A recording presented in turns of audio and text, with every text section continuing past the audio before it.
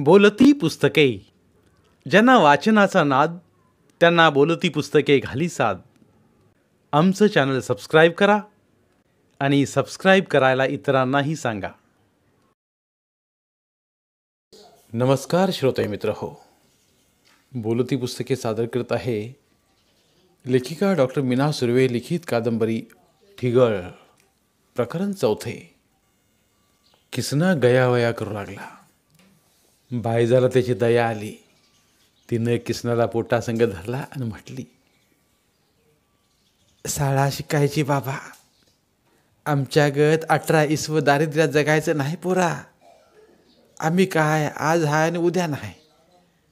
आम्ही तुझ्या जन्माला पुरलेलो नाही. तवा शाळा शिक मोठा हो. असं काय बाय सांगून बायजा त्याला समजावू लागली. एवढ्यात भीमाला शुद्ध आली. भीमा विवळत म्हणाला, पाणी पाणी. बायजा झटकन उठली आणि भीमाजवळ गेली. तिच्या आनंदाला पारावार उरला नाही, कारण ज्या गोष्टीची ती प्रतीक्षा करत होती ती गोष्ट घडली होती. भीमानं डोळं उघडलं. त्याची नजर बायजाच्या चेहऱ्यावर स्थिरावली. भीमाच्या नजरेतले भाव बायजानं जाणले. बायजानं भीमाला पाणी पाजलं. शेजारीच उभ्या असल्या किसनाला जवळ घेत म्हणाली, अव आपलं लेकरू तुम्हासनी बघायला आलं या. भीमानं थरथरत्या हातानं किसनाच्या तोंडावरनं हात फिरवला. भीमाच्या डोळ्यातनं अश्रू ओघळू लागले. बायजानं पदरानं ते अलगद टिपले. डोळ्यातनं पाणी काढायचं नाही, लवकर बरं व्हायचं आहे तुम्हासनी, असं भीमाला बजावलं. तिने डॉक्टरांना बोलावून आणलं.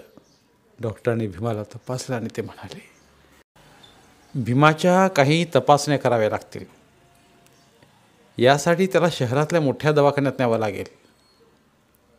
बायजानं ते ऐकलं आणि तिच्या काळजात धस्स झालं. शहरात भीमाला कसं न्यायचं, पैक कुठून आणायचं, यासारख्या प्रश्नाने तिचं मन सैरभैर झालं. भीमानंही डॉक्टरांचं बोलणं ऐकलं होतं. भीमा बायजाला म्हणाला, हे बघ, तू काय काळजी करू नकस. माझ्या काय तपासण्या करायच्या नाहीत. मला शहरात न्यायचं नाही. असेल त्याच्या मनात जगवल त्यो. मी बरा आहे, मला काय नाही झालेलं. भीमा पैक्याचा विचार करून असं बोलतो हे बायजाला पक्क ठाऊक होतं. पण त्याचं म्हणणं बायजाला अजिबात पटत नव्हतं. तिला काय करावं काही सुचत नव्हतं. तोवर पाटील 4 माणसं घेऊन भीमाला बघायला आला. बायजा डोक्यावरचा पदर सावरत मागे सरली आणि पाटलाला उद्देशून म्हणाली, या या दादा. पाटलानं आणलेली फळं बायजाकडे दिली आणि तो सरळ भीमाजवळ आला. म्हणाला, भीमा, अरे ये भीमा, हाय का बरं. भीमानं डोळं उघडलं आणि हातानंच बरं असल्याचा इशारा केला. पण काहीच बरं नाही हे पाटलानं जाणलं.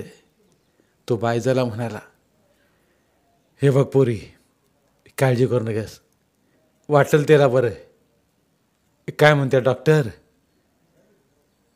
पाटलानं प्रश्न केला. बायजाला काय बोलावं काही सुचेना. बिचारी गांगरून गेली होती. जवळच उभा असलेला किसना म्हटला, बाला शहरातल्या डॉक्टराकडे न्यायला सांगितलंय. बरं, मी बोलतो डॉक्टराबरोबर. असं म्हणून पाटील व त्याच्यासोबत आलेली माणसं बाहेर गेली.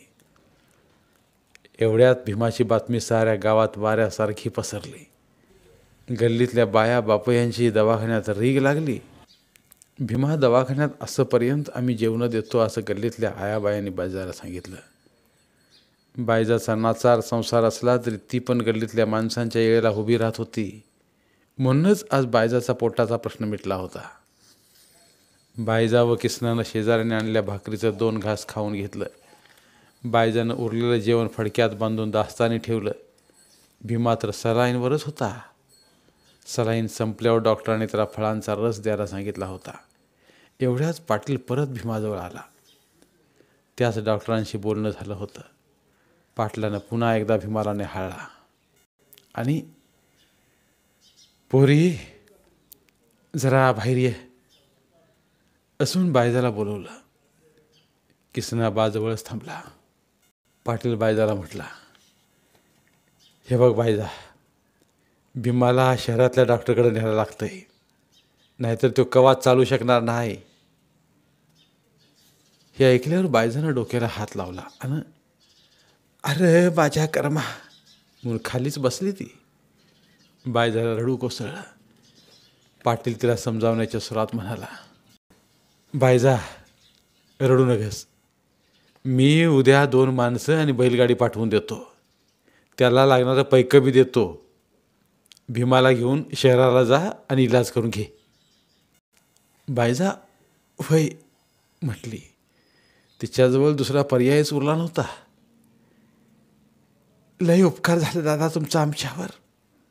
तुम्ही नसता तर मी कुणाकडे हात पसारला असतं आणि कुणी मदत केली नसती तर माझ्या धन्याचं काय झालं असतं. तुमच्या रूपानं देवच धावून आला म्हणायचा. असं म्हणून बायजानं पाटलाचं पाय धरलं. पाटील माणुसकीला धरून होता. तो म्हणाला, बायजा असू दे, पाय धरू नकाच. माझ्या रानात कामाला आल्यावर तो जखमी झाला आहे, मग ती माझी जबाबदारीच आहे. उद्या सकाळी 10 वाजता माणसाने बैलगाडी पाठवून देतो, त्याला घेऊन जा शहराला. असं म्हणून पाटलानं तात्पुरत्या खर्चासाठी बंडीच्या खिशातनं 500 रुपये काढून बायजाच्या हातात टेकवलं आणि दवाखान्याच्या पायऱ्या उतरू लागला. बायजानं हातातल्या 500 रुपयासकट हात जोडला आणि पाटलाच्या पाठमोऱ्या आकृतीकडे पाहून वारंवार नमस्कार करू लागली. एवढं पैकं तिनं पहिल्यांदाच एकत्रितरित्या पाहिलं होतं, त्यामुळं ती क्षणभर भांबावून गेली.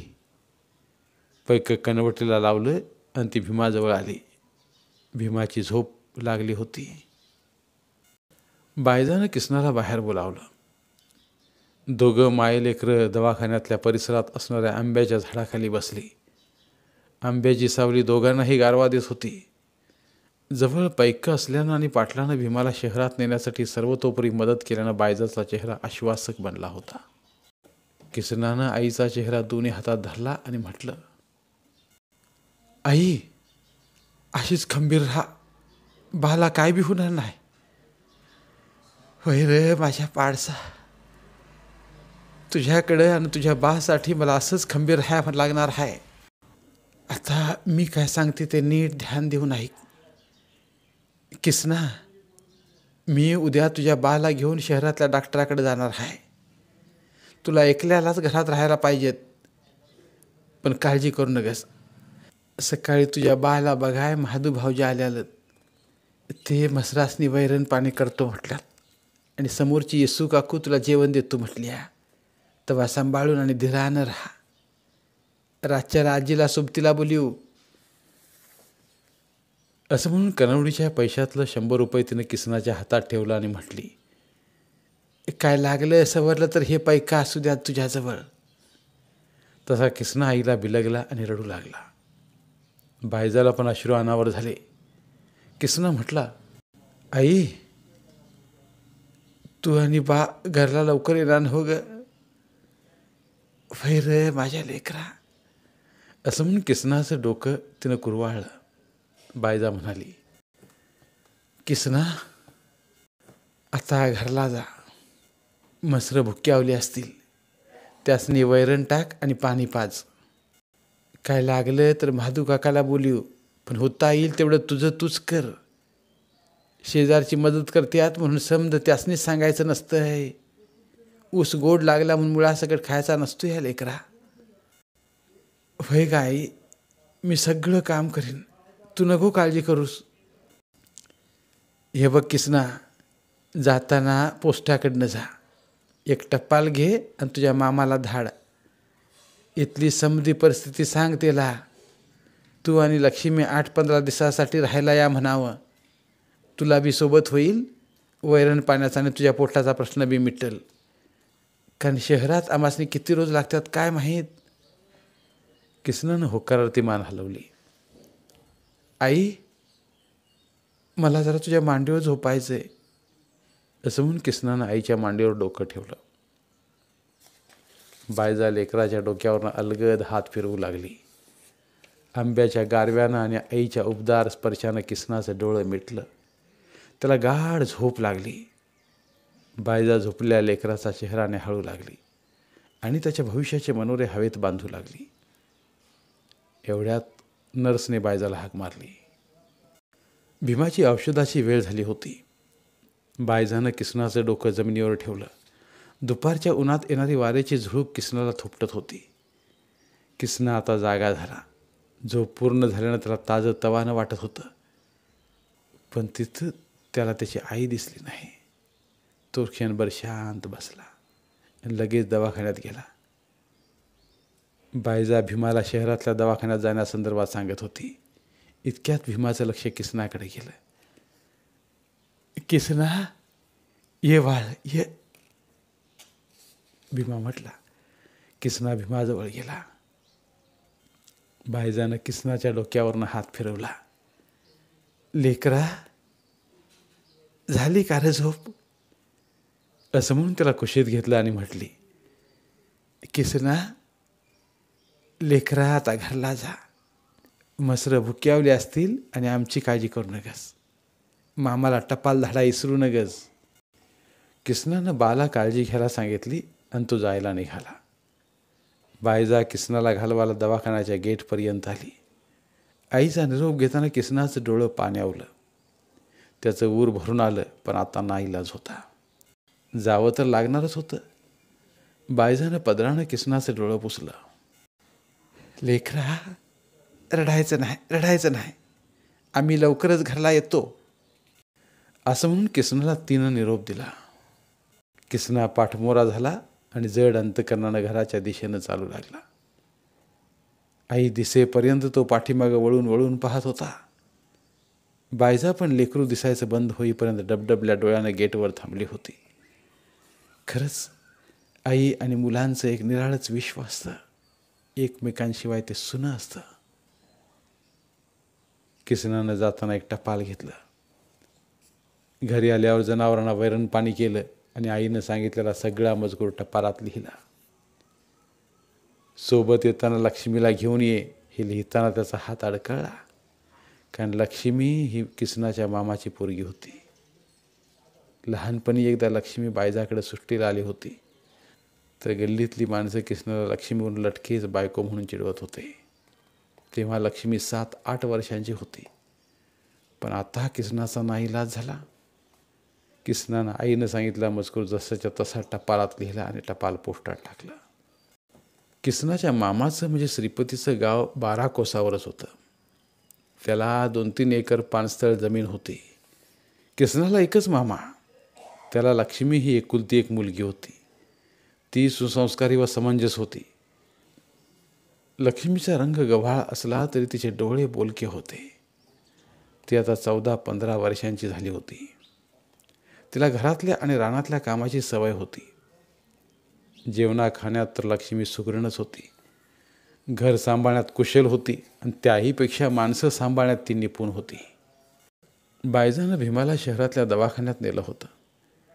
किसना आता घरात एकटाच राहत होता. शेजार पाजारी होईल तेवढी मदत किसनाला करत होते. 2 दिवसात किसनाचं टपाल मामाला मिळालं. मामानं टपाल वाचलं आणि त्याचा जीव घाबरा झाला. बायजा आणि भीमाच्या अवस्थेबद्दल किसनाच्या मामाला खूप वाईट वाटलं. त्यानं ही गोष्ट बायकोला म्हणजेच पारूला सांगितली. पारू स्वभावानं तिखट होती. बहुधा नणंद आणि भावजेचं पटत नसतं म्हणतात. तीच अवस्था बायजा आणि पारूची होती. लक्ष्मीला 8-15 दिवस बायजाकडे नेणार आहे असं श्रीपतीनं पारूला सांगितल्यावर तिचा भडकाच उडाला. ती म्हणाली, तुम्हासनी कुठं जायचं आहे तिकडे जावा. म्या काय माझ्या पोरला तुमच्या संग धाडायची नाही. लक्ष्मीनं श्रीपतीचं आणि पारूचं बोलणं ऐकलं होतं. आत्ती आणि मामा संकटात आहे ती म्हटल्यावर आपण मदत करायला पाहिजे असं लक्ष्मीला मनपूर्वक वाटत होतं. पण आई पुढं तिचं काहीच चालत नव्हतं. पारू परसदारला गेल्यावर लक्ष्मी श्रीपतीजवळ आली आणि म्हणाली, बा, आत्तीकडे जायला पाहिजे. ती अडचणीत आहे. आपल्याशिवाय तर तिला कोण हाय. म्हणून मी आपण तुझ्याबरोबर येतो. पोरीच्या बोलण्यानं शिरपाचं डोळं पाण्यावलं. तो म्हणाला, पोरी, तुला कळतंय ते तुझ्या आईला का बरं कळत नसेल? नुसता बळण अडदांडपणा करते हे ठाव आहे मला. पोरी, उद्या पहाटेला आपण दोघं जायचं म्हणजे जायचं. तिला काय करायचं आहे ते करू ते. वय बा, पण तू आणि म्या जाणार असल्याचं तूच आईला सांग. माझं काय तिला सांगायचं धाडच होणार नाही. आणि न सांगता जाणं ते बी बरं दिसत नाही. खरं आहे पोरी, मी सांगतो तिला. तू तयारीत राहा म्हणजे झालं. वय बा. लक्षे, बैलगाडीला वंगाण घालायला पाहिजे. बैलासनी चारा पाण्याची जुळणी करायला पाहिजे. मला बसून चालणार नाही. रानात जाऊन वैरण घेऊन येतो. असं म्हणून श्रीपती उठला आणि बैलगाडी झोपून रानात गेला. तवर पारू परसदारासनं जळणाचा बिंडा घेऊन घरात आली. लक्ष्मीला म्हटली, काय चाललं होतं ग बाप लिकीचं कुचू कुचू बोलणं? माझं परसदाराकडनं ध्यान होतं तुमच्या दोघावर. काय नाही ग, रानातलं काय बाय सांगत होता. लक्षे, तू बी तुझ्या बाप आणि लय हुशार आहेस ते ठावा आहे मला. तुला काय वाटलं ग, मला तुमच्या दोघांचं काळं बेरं कळणार नाही वय? अगं, म्या उडत्यालाची पक्क मोजती. तू आणि तुझा बा माझ्यामुळे चिल्लर चिल्लर हायसा चिल्लर. ध्यानात ठेव. आणि अजून एक ऐक, काय बी झालं तरी उद्या तू तुझ्या बा बरोबर जायचं नाहीस म्हणजे नाहीस. समजलं? असं म्हणून पारू परसदाराकडे गेली. लक्ष्मीची आता द्विधावस्था झाली होती. पण काही झालं तरी म्या बा बरोबर आत्तीकडे जाणारच असा निश्चय करून लक्ष्मीनं खरकाट्या भांड्यांची पाटी उचलली आणि भांडी घासायला गेली. श्रीपती जनावरांच्या पोटापाण्याची व्यवस्था करून तिन्ही सांजेला घरला परतला. बैल दावणीला बांधलं आणि गाडीच्या चाकासनी लागलीच वंगाण घालावं म्हणून वंगाणाचा डबा शोधू लागला. त्यानं गोट्यात या दिवळीत वंगणाचा डबा ठेवला होता, तिथं तो नव्हता. म्हणून त्यानं पारूला हाक मारली, पारे ये पारे. अगं, वंगणाचा डबा कुठं बघितलास काही? का, कशाला पाहिजे वंगणाचा डबा? श्रीपती दमून भागून शेतात आला होता. त्याच्या मनात बायजा आणि भीमाविषयी 17 विचार घोळत होते. बायजा तिची एकुलती एक बहीण होती. तिच्या काळजीनं त्याचा जीव कासावीस झाला होता. पारूच्या प्रश्नानं त्याचा संताप अनावर झाला आणि पारला संतापाच्या सुरात म्हणाला, पारे, लई शानी होऊ नगस. तुला विचारलंय तेवढंच सांग. नसत्या चौकशा करू नगस. वंगणाचा डबा कशाला लागतोय तुला ठाव नाही वय ग? काय नवीन आली आहेस या घरात? तशी पारी सरळ झाली आणि गुमान वंगणाचा डबा श्रीपतीच्या हातात टेकवला.